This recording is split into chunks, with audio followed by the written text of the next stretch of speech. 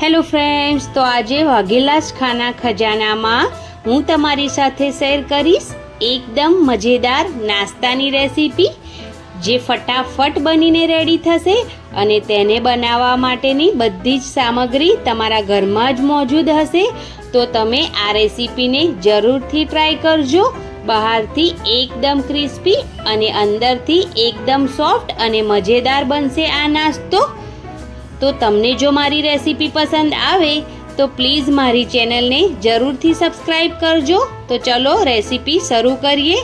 તો તેના માટે મેં એક તવાને ગેસ પર મૂકી દીધો છે અને તેની અંદર 1 વાટકી ચોખા નાખી દીધા છે, અડધી વાટકી ચણાની દાળ નાખી છે અને એનાથી પણ 3/4 કપ જેટલી મેં ઉડદની દાળ નાખી છે.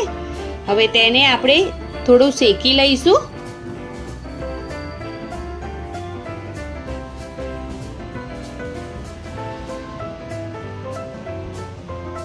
ઉડદ દાળ 5 થી 6 ચમચી જેટલી જ નાખવાની છે, ચણાની દાળ અડધી વાટકી અને 1 વાટકી ચોખા.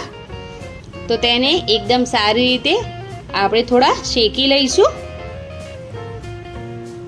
અને આપણે આ ચોખા દાળને ધોઈને નથી લેવાના, કપડાથી લૂછી લેવાના છે અને પછી જ લેવાના છે.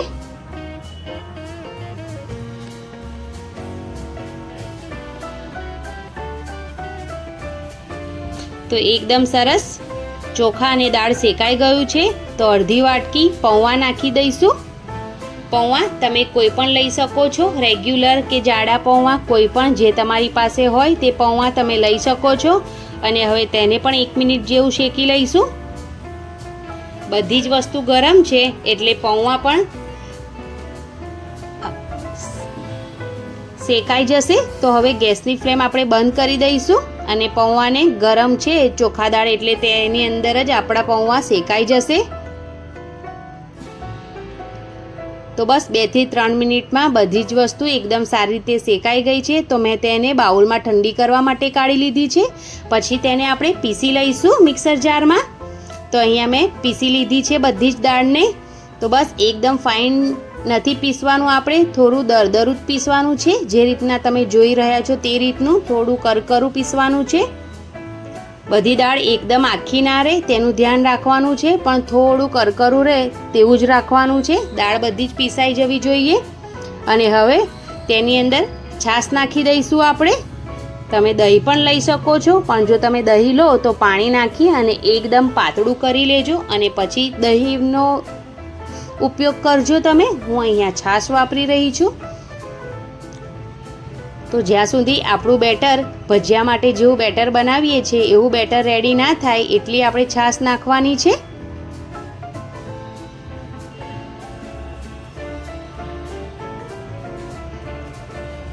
તો મેં અહીંયા બેટર બનાવવામાં અડધી વાટકી જેટલી છાશ લીધી છે. બેટરમાં છાશ વધારે ઓછી થઈ શકે છે.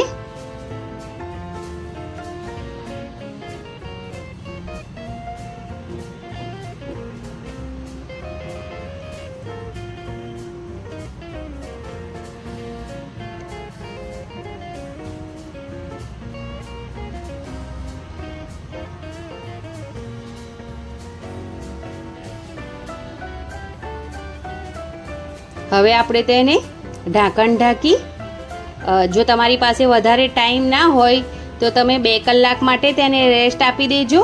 અને જો તમારી પાસે વધારે ટાઈમ હોય તો 6 થી 7 કલાક જેવું તેને ઢાંકણ ઢાંકીને રેસ્ટ આપી દેવાનો છે. તો મેં અહીંયા તેને 6 થી 7 કલાક સુધી રેસ્ટ આપી દીધો છે. તમારી પાસે જો વધારે ટાઈમ ના હોય તો તમે 2 કલાક જેવું તેને જરૂરથી રેસ્ટ આપજો ઢાંકણ ઢાંકીને. એટલે જે આપણો નાસ્તો છે એ એકદમ સરસ બનીને રેડી થાય. અને છાશ પણ નાખી છે તો થોડો ફૂલી જાય. તો અહીંયા મેં 6 કલાક પછી તેને એકવાર આપણે પાછું હલાવી લઈશું. અને જો તમને બેટર થોડું જાડું લાગે તો તમે તેની અંદર છાશ અથવા તો પાણી પણ નાખી શકો છો. હવે થોડા મસાલા કરી લઈએ. તો મેં અહીંયા 1 ચમચી વરિયાળી, સ્વાદ પ્રમાણે મીઠું, આખા ધાણા નાખીશું 1 ચમચી ભરીને. તેનો સ્વાદ ખૂબ જ સરસ આવે છે. અને અહીંયા મેં તીખા લીલા મરચાં અને આદુને ખારણીમાં ખાંડીને લીધા છે. આપણે લાલ મરચું નથી નાખવાના, એટલે મરચાં તમે તમારા સ્વાદ પ્રમાણે વધારે કે ઓછા કરી શકો છો. 1 મોટી સાઈઝની ડુંગળીને એકદમ ઝીણી સમારીને નાખી છે મેં. રેડ ચીલી ફ્લેક્સ નાખ્યા છે અડધી ચમચી જેટલા, જેનો ટેસ્ટ ખૂબ જ સરસ આવે છે. અને 3 થી 4 ચમચી જેટલા તલ નાખ્યા છે. તલના લીધે આ નાસ્તાનો સ્વાદ ખૂબ જ સરસ લાગે છે. હવે બધી જ વસ્તુને એકદમ સારી રીતે મિક્સ કરી લઈશું. આપણે બીજું વધારાનું કશું જ નથી નાખવાનું, બસ આટલા જ મસાલા કરવાના છે. બસ આ જ રીતનું આપણે ખીરું રેડી કરવાનું છે. જે રીતનું તમે જોઈ રહ્યા છો તે જ રીતનું.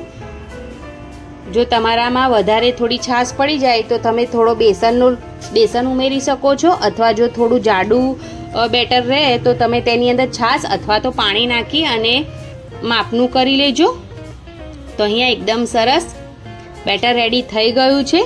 તો તેને આપણે થોડું ફેટી લઈશું. જેવી રીતે આપણે દહીં વડાનું બેટર ફેટીએ છીએ એટલું બધું નથી ફેટવાનું. બસ ખાલી 1-2 મિનિટ જેવું તેને થોડું ફેટી લેવાનું છે, વધારે નહીં. અને લાસ્ટમાં અહીંયા 1 થી 2 ચમચી જેટલું તેલ નાખી દઈશું, જેથી આપણો નાસ્તો ખાવામાં ખૂબ જ સોફ્ટ લાગે. એટલા માટે તેલ કોઈ પણ તમે નાખી શકો છો. તો બસ રેડી છે આપણું બેટર. આ જ રીતનું બેટર રેડી કરવાનું છે તમારે પણ. તો હવે ચાલો તેને ફ્રાય કરી લઈએ. તો મેં અહીંયા પહેલાંથી તેલ ગરમ કરવા માટે મૂકી દીધું છે, અને તેલ એકદમ વધારે ગરમ કરવાનું છે.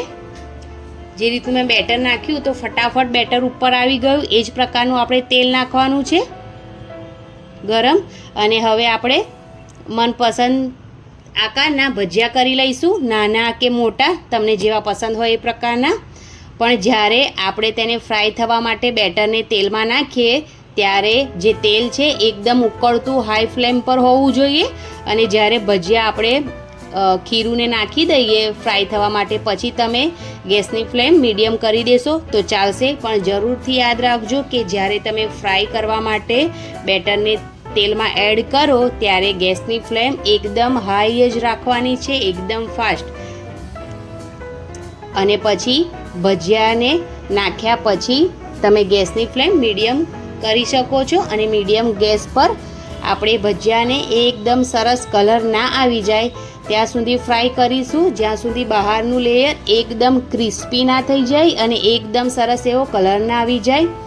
તો તમે જોઈ શકો છો કે એકદમ સરસ કલર પણ આવી ગયો છે અને બહારથી એકદમ ક્રિસ્પી થઈ ગયા છે. તો હવે તેને આપણે તેલમાંથી બહાર કાઢી લઈશું.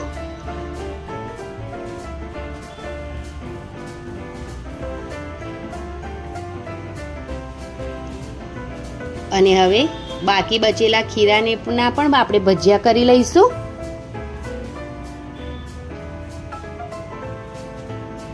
તો બસ એ જ રીતનું મેં તમને પહેલાં કીધું એ જ પ્રમાણે જ્યારે આપણે બેટરને તેલમાં નાખીએ ત્યારે ગેસની ફ્લેમ એકદમ ફાસ્ટ અને તેલ ઉકળતું જ હોવું જોઈએ. પછી એડ કર્યા પછી ગેસની ફ્લેમ તમે સ્લો અથવા તો મીડિયમ કરી અને ભજીયાને ફ્રાય કરી લેજો.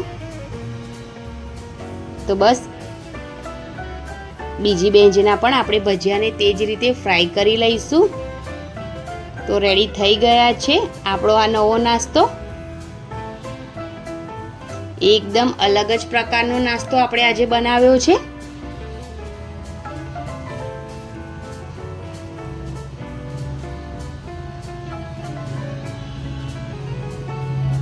તો તેને પણ આપણે એક થાળીમાં કાઢી લઈશું. તો રેડી છે આપણો એકદમ ક્રિસ્પી બહારથી અને અંદરથી એકદમ સોફ્ટ એવો નાસ્તો.